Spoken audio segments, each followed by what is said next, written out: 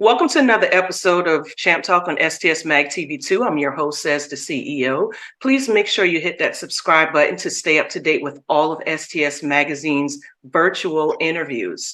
Today, I'm joined by a former NBA player, and he also has a program called the Whitted Basketball Services. Welcome to the show, Kevin Whitted. How are you doing? I'm good. Okay. I'm glad you have me on. How you doing? I'm good. Thank you for asking. So I got a couple of questions for you. Can you tell us a little bit about who you are and your experience of playing basketball?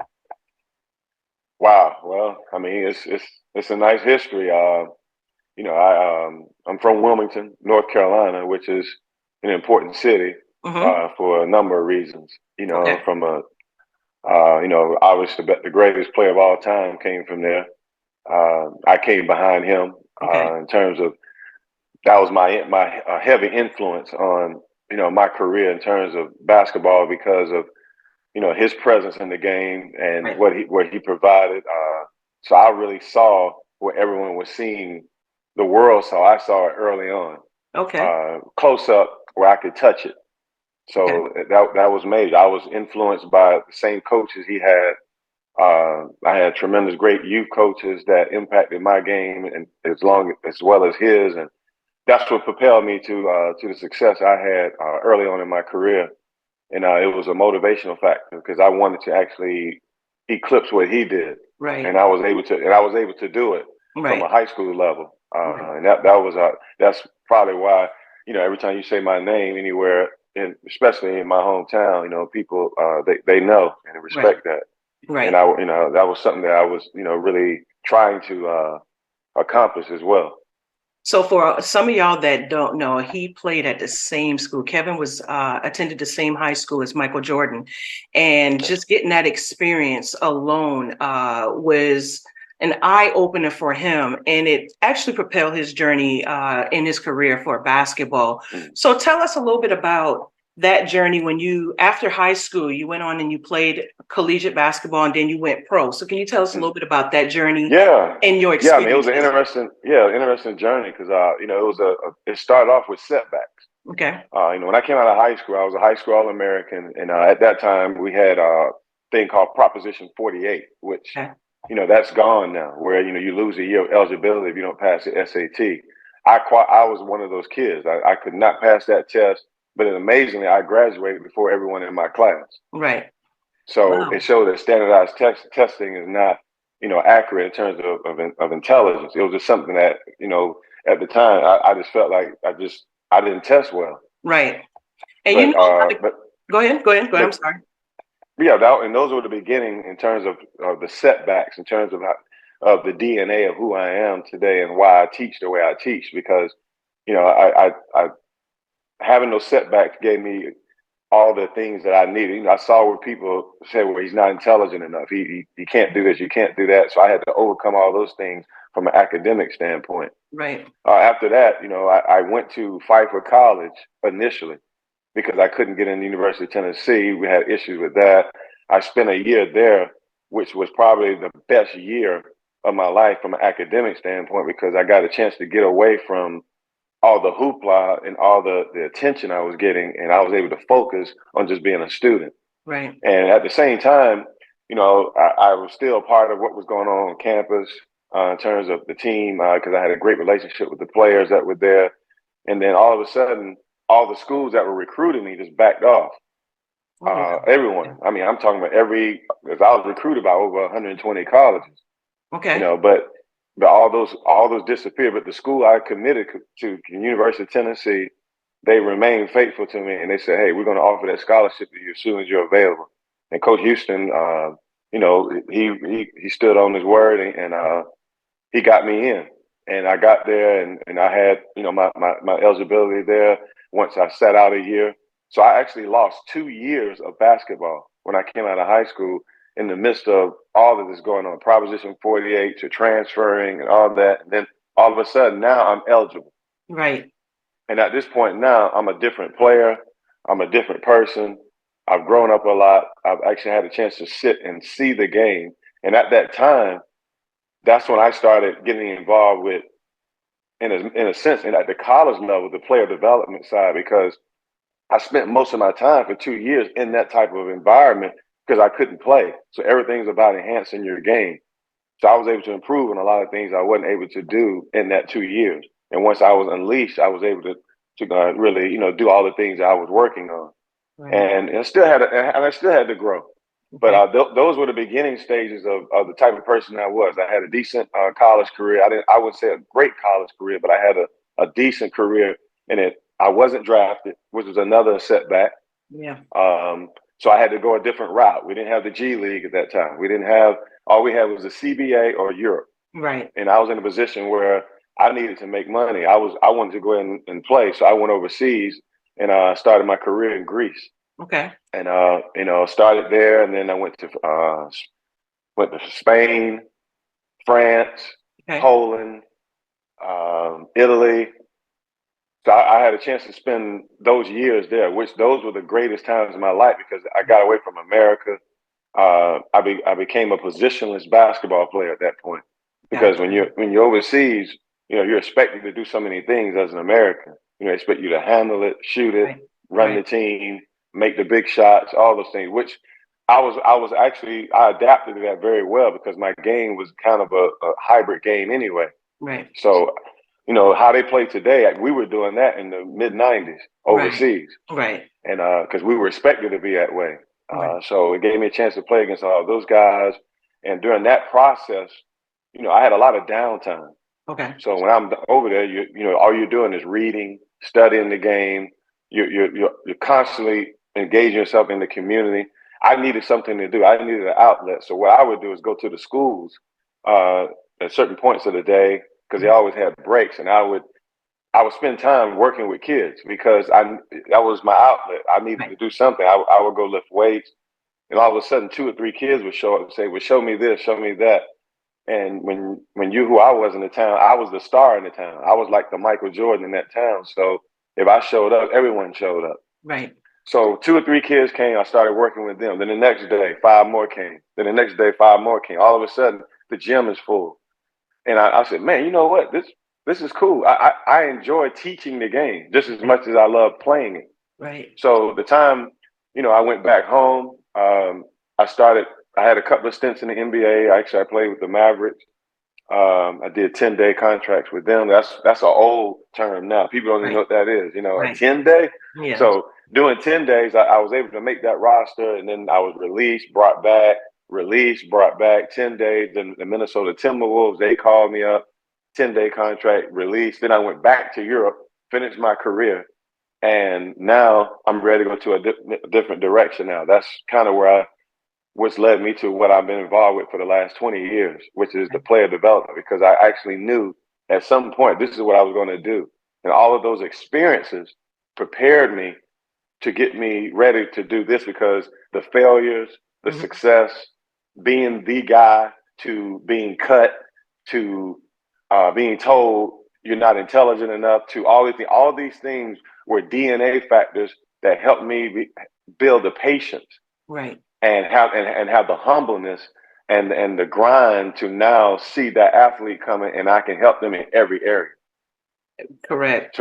So all those things were DNA things that were kind of setting up the type of person I was going to be in this field, and I needed that to go forward. Okay. And that's the thing, you've experienced a lot of adversity, and that's what draws kids, because again, you can have a training, they say a trainer, and then you have a skills development coach. There's a difference. Yeah. You're getting into defining that complete player. It's not just about just what they do on the court. It's all about what they do off the court as well.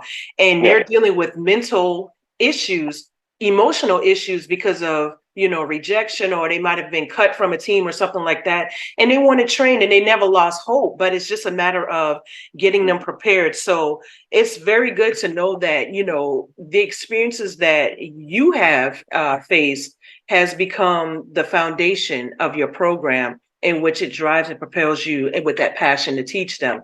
So when we talk about your position as a master trainer, skills development coach, and you talk about the experiences, what can your clients, if they sign up for your program, what can they expect from you?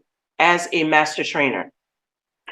Well, I mean, we have so many levels of it Mm-hmm. when you come in. Coming to us is like coming to Motown.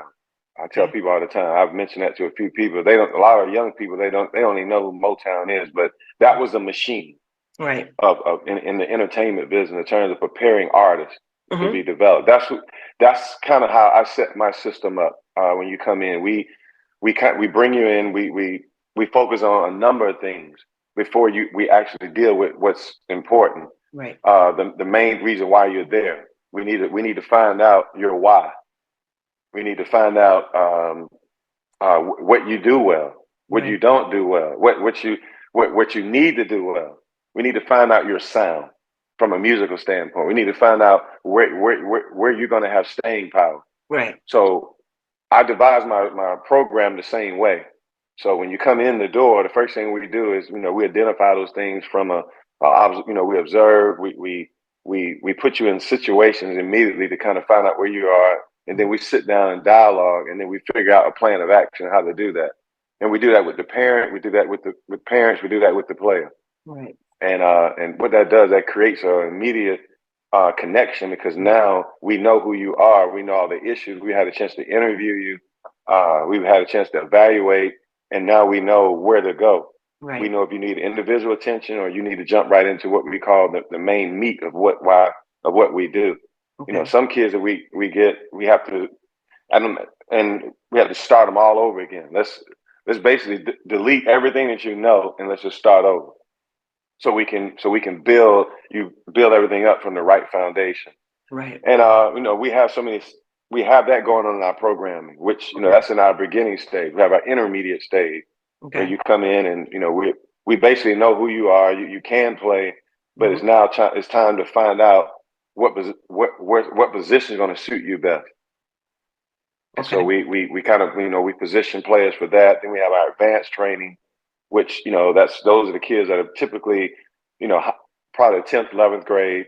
Right. They've been in our program for a while. We know who they are. They're being recruited, and we put them in the best position to now be recruited the right way. So that's kind of our college preparation program in high school. Okay. So we're doing that. Then we have our college program, which we have our college players coming in, around, we keep tabs on them throughout the year, and we see them in the spring and summer, and we work with them to prepare them for their seasons. And then we have our pro players as well. So they're coming in, they're spending the entire summer with us.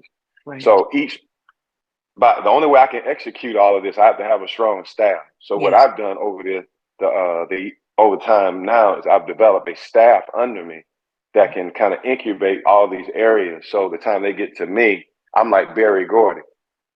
Makes sense. We're ready to make a hit now. Right. And so we know everything, and now we can go forward. So that's kind of how we do our player development system.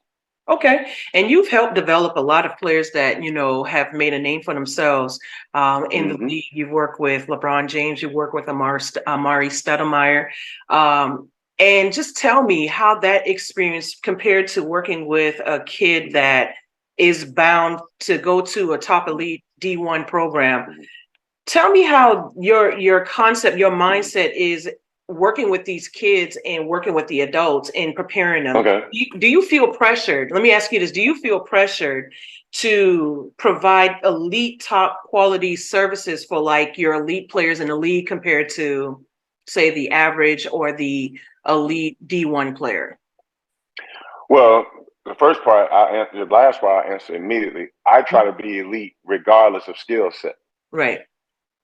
Okay. Yeah, the same intensity needs to be there, whether you're working with LeBron James or you're working with Johnny down the street. Right.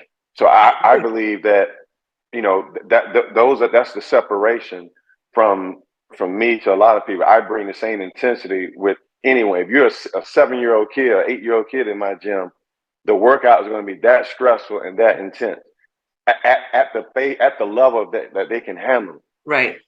So what you do is you want to make sure that you max out regardless of who's in the gym, where they are mentally. Mm-hmm. So when they leave, they're mentally impacted and physically impacted by what you brought. Right. And that's important. Working with LeBron, those guys, they were already seasoned when we touched them. I was with Nike for 8 years. Okay. So I traveled around with Nike. I did all their skills academies. So I had a chance to touch the generation that everyone's looking at now. All those guys, the Karl Anthony Towns, Anthony Davis, Julius Randle, Jason Tatum, Blake Griffin. I mean, that list is so long because all of them came through the Nike system. Right. And I was there with Gannon Baker, Lloyd Pierce, D. Brown, Kevin Eastman, John Lucas. I mean, all of us were the staples. Ed Pickney. We were the staples of Nike when it came to the development side. So all the new trainers that you see today that are on social media, they were there watching us work those guys out, and they were learning from us. So we're really the OGs of this business. Right. And they took it from a social media standpoint and grew the business. We were the guys in secret that no one knew about, that people still don't know about. Like, I'm still a guy nationally, people still don't know about. And all of the guys that you're seeing on a social media standpoint, they learn from us. Right. They just took it to another level from that standpoint. So their popularity is much bigger, but the information, they received it from us because we were the incubators for all that. We set the table for everyone. And that's why that's why it's like it is today. But to the second part of your question, you know, working with a youngster versus working with a pro, what I try to do is bring the same experience of what we do with the pros with the inexperienced players. So, you know, being in the NBA, what we do is we have a development system. And what we do is, regardless of position you play or where you are, we still take you through that development system. Right. And what that does, we'll find out all the things that you need to work on. What are your strengths are, your weaknesses, and we treat them like an NBA player at a young age. And what that does, we bring you along. Some kids make it to college, some don't. But the thing is, they leave with more information that they were going to ever get anywhere else. Absolutely. And you talking about developing that complete player, you know, a lot of times, you know, again, I'm just happy and excited to know more about your program because it's much needed. And you're based out of Memphis, Tennessee. Yes. Now, you also teamed up with Ice Cube with the Big Three. Can you tell us a little bit about that and, you know, what you have going on in Memphis with Ice Cube? Yeah, well, that happened kind of organically with Jerome Williams, Junkyard Dog. That's my boy. That's my guy. He's you know, retired player. He was the president of the Young Three. Okay. And he actually invited me in to assist with what they were doing already. Right. Which that's what gave me a direct line to Cube and everyone from that standpoint. We did that for about 2 years, really strong. We were touring all over the city in the summers before the pandemic, and it was awesome. We touched all the cities, and I was able to implement a lot of our system of what we do in our program, and I was able to bring that to them from that standpoint. And it was a great marriage. And once the pandemic happened, everything had to stop. Okay. But once we got back from the pandemic, they were supposed to come to Memphis, and they didn't. And they eventually were able to this past summer. Okay. So we were able to put that program together where we could partner with them from a development standpoint. So now, you know, KWBS became a partner with the Young Three when it came to the development. So we were able to bring that experience that everyone was getting when they came to our company.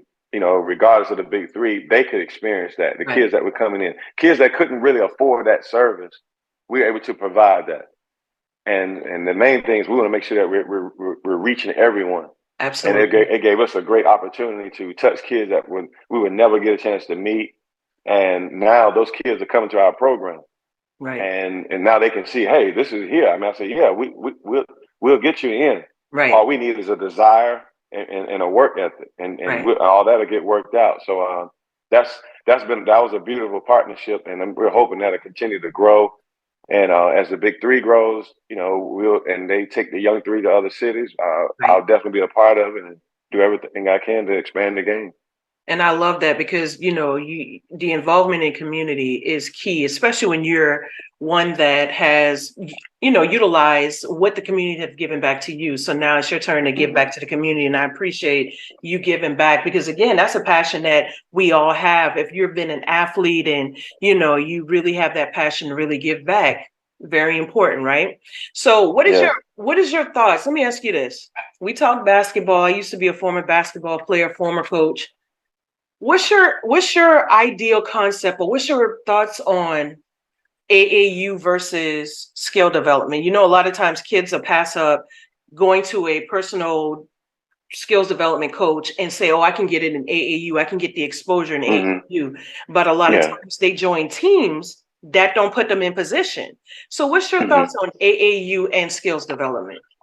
It's a tough one because AAU is absolutely necessary on how things are set up today. Right. What I urge players to do is to modify. That's a word you don't hear a lot. You modify your schedule to make sure that you have adequate time to develop. The AAU organizations that really get it, what I say, not, the mom and pops organizations, they don't understand that. No. Because what happens is they want to take on the task of doing everything, and they're not smart. What they should do is they should reach out to people like myself or whoever is in that city and partner with them from a development standpoint, where their players are being developed and they modify their schedule to the point where they have the ability to do both. Right. Because you have to do both to get there. Right. I have two daughters. One's on the pros now. She's in her 7th season overseas. Okay. She's a gold medalist. She's won championships. She came through that model system. She was on an incredible AAU organization, but she was fortunate. She had myself. She had Antonio Davis. She had D Brown. She had all these people. But we believed in development. Right. Everyone does not have that type of background as working with these incredible girls and guys that are coaching today. Right. So I tell parents all the time, make sure that you modify their schedule enough where they're able to do, they can get the attention necessary to put them in a position to be successful. Absolutely. My youngest daughter now, she's 16. She just committed to Cincinnati last week, and high level point guard, combo guard, but she came through the same system that my older daughter came through. Right. I held her away from a lot of AAU basketball early because I needed her to be seasoned. So I used to tell her all the time, you have to be prepared for the show.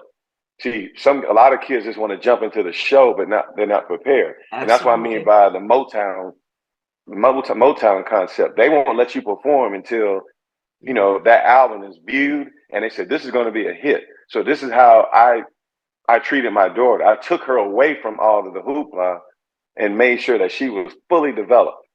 So when you went out there, it was no question about it. We could sit back and it wasn't any arguments, and that we knew she can deliver. It didn't matter what system she was in, she was going to adapt. And I think that's what's missing today. A lot of parents they don't know. Yeah, they don't. And it's frustrating. But they need to. It's almost like we need to create a system or some way for parents to become more knowledgeable about the process of how to get a kid in a position to be recruited. Okay. And the AAU organizations need to become a lot more open to allowing themselves to be helped. Right. Like, everybody thinks they know everything. Right. And when guys like myself or you walk in and we're looking at their program and we can see the missing ingredients, you can't get offended when we tell you this is what you need. Absolutely. They say, well, we got it. It's like, no, you don't have it. That's not what your expertise is.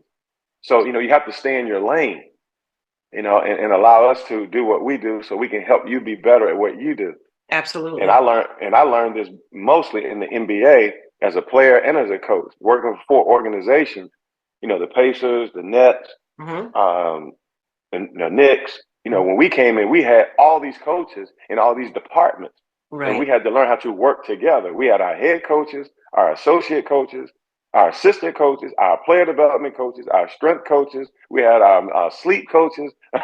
Right. And the thing is, we had to modify our schedules to make sure all those demands were met in order to get the player that we need.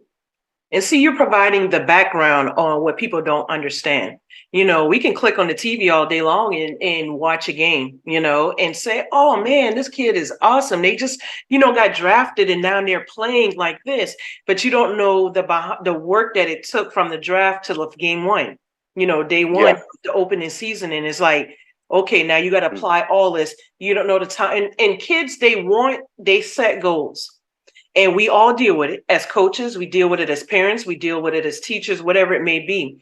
Kids set goals and they say, hey, I want to play in the NBA. And I know you've had camps where kids, you be like, okay, why are you here? Why are you here? Mm-hmm. Oh, I want to play in the NBA. Okay. So you tell them, okay, you want to play in the NBA, but are you practicing like you're trying to get to the NBA? Because you can't really take no days off if you're really hungry. What is your take on that when a kid comes in and you're like, okay, I'm doing a skills development training program or I'm doing a camp, and the kid is like asking these kids, oh, I want to go to the NBA. How do you deal with that? How do you address that? Well, the thing is that all the kids that are in our college prep program or our professional programming, we have memberships with those type of players. Okay. So so it's a different demand. You come in our gym, we have our skills program. Right. We have our group training. We have our shooting lab. Right. We have our strength trainers working with you. We have a recovery room. We have all these areas. We also have, the quiet lounge where we come in and watch film.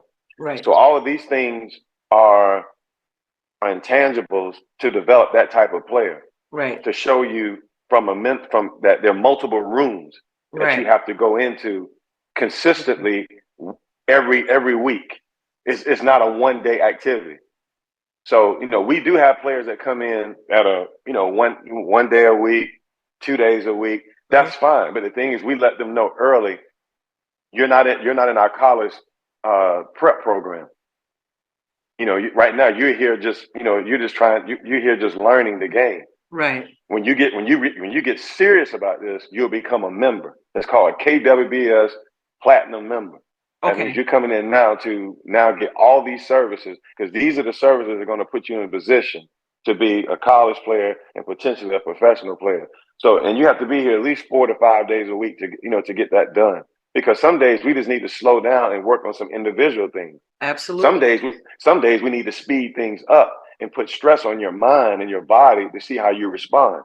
Right. Then there's some days we need to come in and we need to watch film because we need to educate you from the neck up and see if you're able to communicate. Can you articulate what's going on the court? Can you explain what's happening? Because coaches need to see that you can explain activity and create solutions. Absolutely. The next phase, strength and conditioning.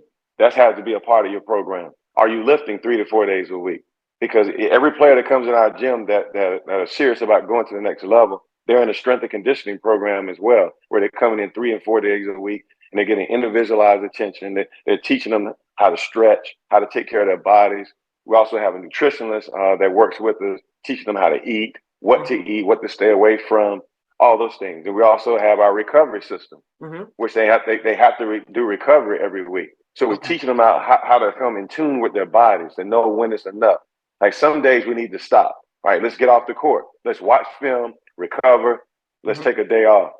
And the thing is, a great player development coach knows each player's body because they're studying them. I keep tabs, I keep journals, on our computer on every player. So I know what they're doing. We're communicating with them. We're finding out all the things that are going on with them in practice. Right. So all those things impact when they come in the gym to see you. You know exactly what to do with them. Right. And because the main thing is keeping them healthy and keeping them playing at a high level. Absolutely. You don't want to put them in a position to hinder their performance. So that's kind of what you have to do.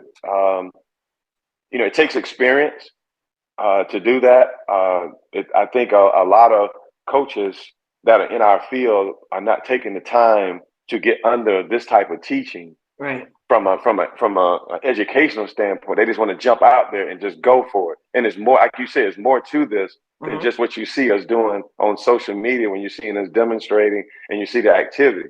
There's a lot going on behind the scenes that people don't know about, and that's what they need to learn about. Yep. And the thing is, when you're educating these kids and they really get into the experience within itself, that's when you start changing the mindsets. And, I want to say thank you, for what you do, the seeds that you're planting into your community and around the world. It's not just in Memphis, it's all over. And, Yeah. programs like yours is needed across the country because you see our kids, there's certain areas where our kids don't get it. They don't get it at all. And some kids, they so talented, but they don't know what to do with it. And sometimes they have coaches that don't know how to put them in the right path or propel them in the right direction. Mm-hmm. So let's talk a little bit about what you got going on off the court. I know you got a clothing line you got coming out. So tell us a little bit about that and when can we expect it? Well, yeah, I mean, we're working on that. It's kind of been in the works for a long time. Mm-hmm. We have kind of two sets in our line.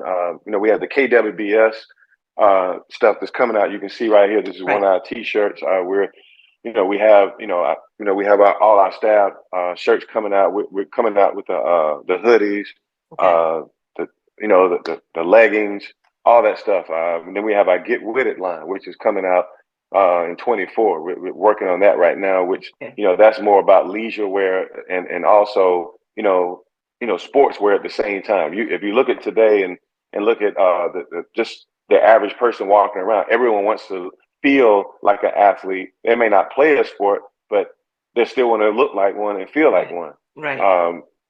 This line here is going to help in terms of providing that outlet for people, and the name stands out immediately because everyone wants to get with it. Right. Exactly. So it's perfect. I mean, it's like, hey, it's time to get with it. And the thing is, there's multiple ways. It's multiple ways of getting with it. You can get with it playing. You can get with it in business. You can get with it in far as being active in the community. You can get with it in every facet. So it kind of just it moves for itself. So and that's what we want to create and give people that kind of mindset, because really it's a mindset. And the thing, just like when you see certain other lines, something has to be behind it. It just can't be just something people putting on. You have to think about it. How can this impact the mind? Right. And to get people to think, and that's ultimately what it's about.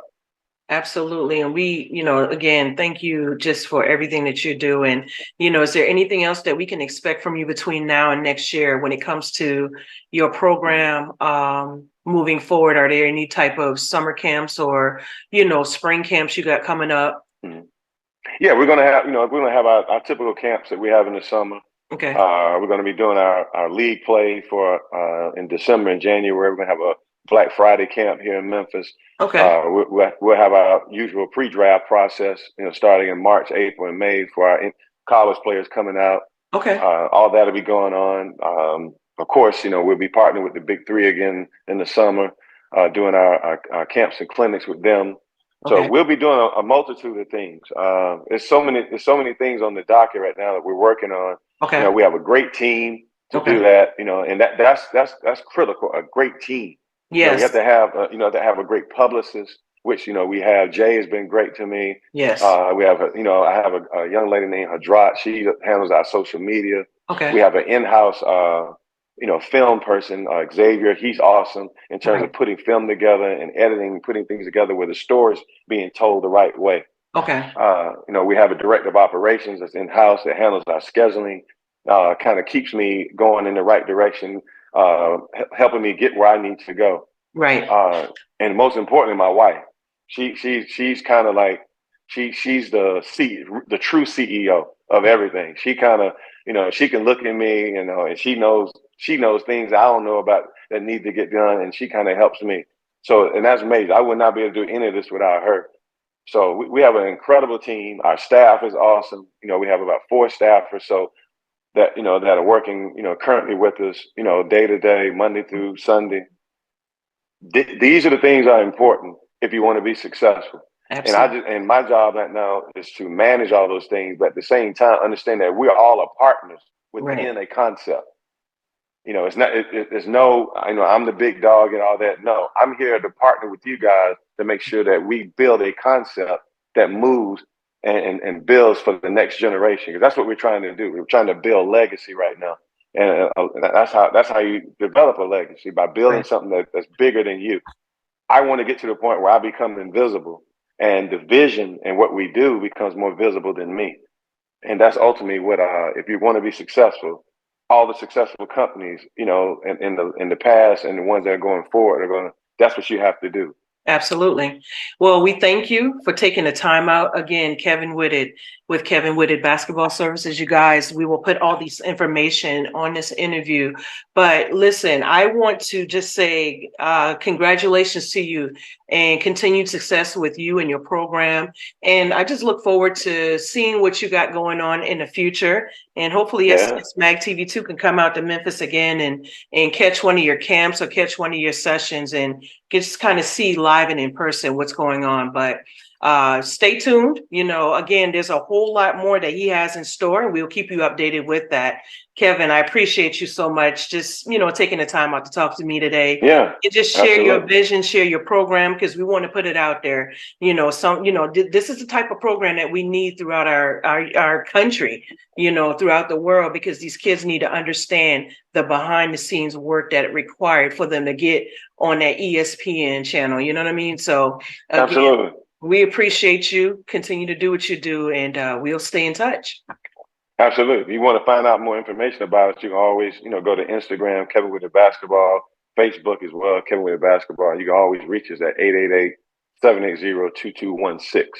So be on the lookout for us. And like, we're still moving. Also doing a lot of speaking engagements as well throughout the rest of this month and the winter month. So if you ever want to come out to do any speaking engagement with teams, anything, or just business circles, I'm open to doing that. This is the time of year that I do that. So definitely get in contact with us.